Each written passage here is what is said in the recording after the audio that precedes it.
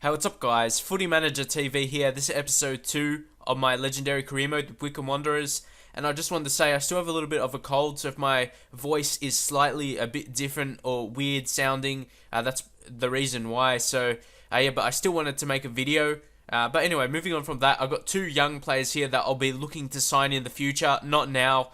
They just recently joined their team, and also we don't have the funds right now. The first guy here, Zakaria Bakkali, he's a fantastic player. It's hard to find a young player that's 16, has very good skill moves. Same with Valentino Lazaro. He's probably better technically. They're very similar players in terms of attributes. One a more central player, obviously with Lazaro, and the more wider player in Bakkali, but they're more for the future. I'm looking for. We don't really have the funds right now, and because we can't sign them as well for being in. They just recently signed with their club, so you can't sign them then. But anyway, moving on, you see our expectations in the league right there. Finish mid-table, that's realistic. But I kind of want to push for promotion. I kind of want to focus more on the league to get promoted in the first season than the cups, because this league is a very long league, 40 something games. I'm pretty sure, 46, I think, if it's the same as the championship. But anyway, I was going to say, yeah, it's going to be a tough league. The teams are basically, it's different to the Premier League. In this league, all the teams are basically the same, with a couple 60 rated players and the rest 50s. And then you got those young players just in the high 40s or something like that. But here, going to make one of our trades or transfer listed players. We sold, like I said, the defender. We didn't really need him in our team. He's aging, and also I want to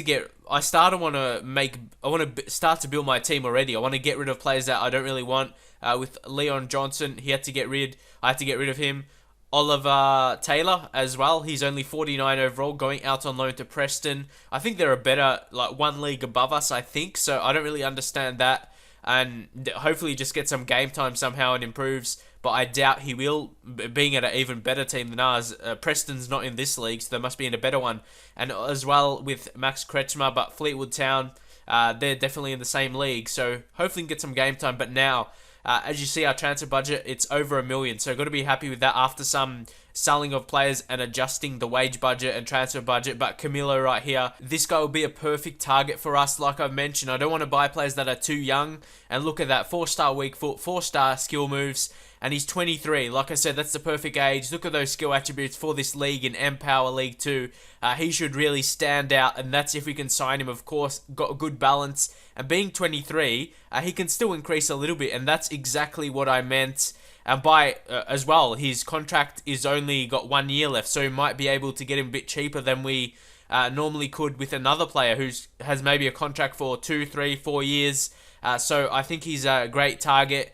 And as I was going to say, with his age, I don't want to buy two young players. I want to buy players that are still young, but they're developed already. They're a solid player and they can make an impact straight away. Instead of signing an 18-year-old who's only 55 overall, or 56, 57, something like that, and he can't really make a difference. He's not going to be a key player for the team. But this guy can, I'm pretty sure. But unfortunately, the Whitecaps on this occasion, they rejected the transfer, but I'm not really surprised. He's a fantastic player, and in all honesty, I don't think much players would want to go from the MLS into the Empower League 2. That's just my opinion, but I'm going to have to just keep bumping the offered transfer up, and hopefully they will eventually accept, as we have the transfer then. And this occasion, we get a transfer offer for Matt Mcclure again. I think I said it in the first episode that I didn't really think he was good enough for our team. He had 2-star weak foot and 2-star skills, and to me that's not good enough. Lee Harrison, of course, saying he's going to retire. Yeah, he's 40 going on to 41, so of course he's not going to be in the future, but obviously he can suit as backup for this season. But Ingram is going to be the main keeper. He's only 18, so I'm just going to give him heaps of experience. Hopefully he can develop, and if he doesn't become good enough, of course we can sell him. And then confirming some sales there for Matt Mcclure. As I said, I don't really need him in my team. And, well, he's not good enough. As you see there, Camilo, he just went to 24 now. So, to me, that's a perfect age. He's not too young, but not too old. Please leave your opinions on him as a signing. That's what I'm going to base around. But it really, you have to evaluate the best options. If I find an 18-year-old who's around the same value and I can buy for that price, but he has to be around the same overall, that's the thing. like an 18-year-old at that overall, he would be a value above $1 million. Like I showed you the guys before, I can't really afford them yet, and of course they couldn't come because they just joined their clubs, but you get what I'm talking about. Hopefully Harrison, we might have to look for a new goalkeeper as well if Ingram doesn't do the job, like I said. So we have to, there's a lot of evaluating that needs to be done, but my team, for a NPL League 2 team, I'm really happy with my team. And right here, the Vancouver Whitecaps, they wanted about 5,000 or 525,000. I think that's a suitable amount for a player of that quality. Brazilian, he's got 4-star skills, 4-star weak foot, finesse shot traits. But unfortunately, we struggle again in the friendlies, but you can't really expect too much against, we're playing different teams, not really in our league. Josh Scowen, I suppose this is a bit of a player that I should have kept maybe, but I wanted to make sure I had the money to sign Camilo, but also to make other transfers as well, some free transfers. I wanted to make sure I have a good amount of salary, and it's a bit weird. I don't like players who just have that black picture. I like them having a face like that because, yeah, it's kind of unrealistic for me and makes it a bit boring when I have a player like that. That's sort of when I get bored with the game. When I sign like the free agents in the second season, like that people tell you to sign, like when they don't have a picture, I don't know, it's a bit stupid, I guess, but yeah, I don't really like having them in my team for whatever reason. I'm not sure if anyone else is the same when they don't have a picture of them, unfortunately, but what can you do?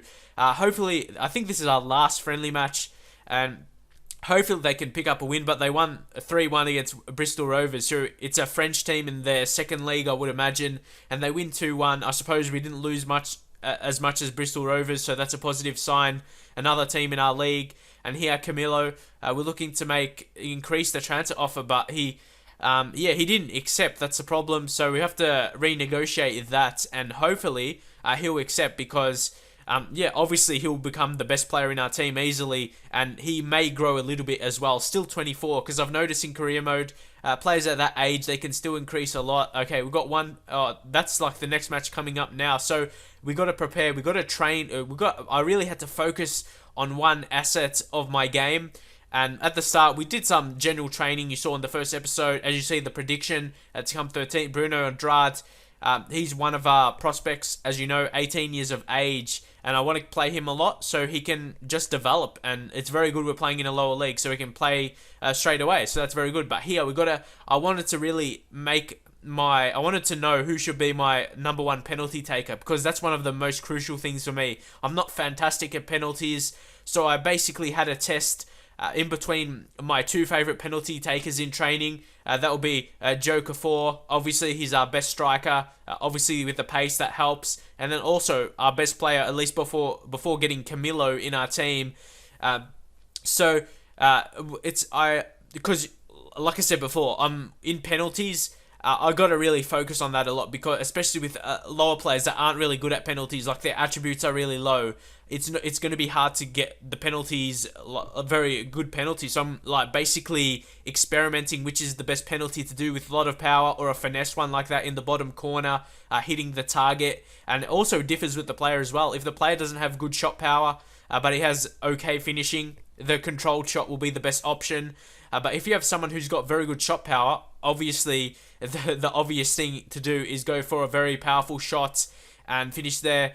As you saw, the skill is kind of lacking. They can't get it perfect every single time, at least with Joe Kafour.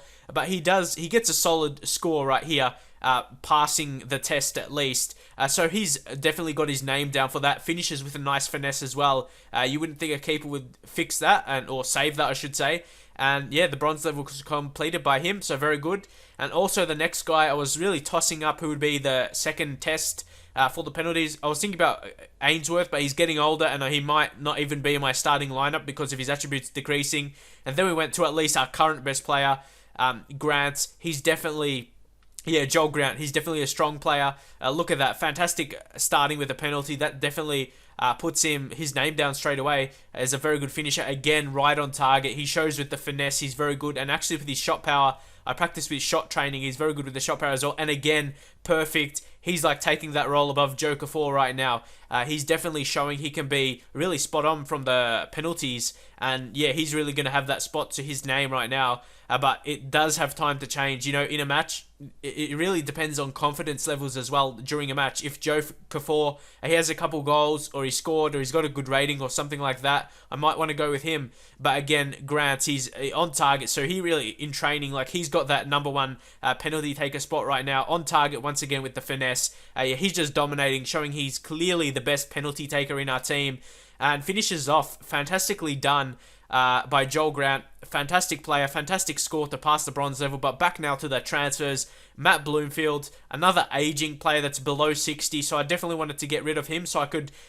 there's some free agents in centre mid who's a better overall than him, so I think that's money to be made. You sell a player you currently have, and you can get a free agent, and even if the free agent isn't good enough, you can sell them on in January or next season to make the profit. So that's definitely a good move, and we've got heaps of transfer budget right now, so we can go ahead and sign some new players, free agents mostly, because you can get a few more. I could probably only buy one more player if I use the transfer budget, and when you're in like these NPower League 2, free transfers is the best way to go, like the reasons I said before, to make profit and that kind of thing. But Camilo, once again, he didn't accept, so this time I had to really give him a great offer that he could not refuse. So I gave him 10,000 a week, 10% per goal he gets, and also, yeah, a crucial player. As you imagine, he'll be our highest overall player, so hopefully he'll accept. And we've got our first ever match coming up. Hopefully we can do well with that, and I really want to go for promotion in the first season. So hopefully enjoy this episode. Leave your likes, comments, that kind of thing, and I'll see you guys next time with more episodes in this series.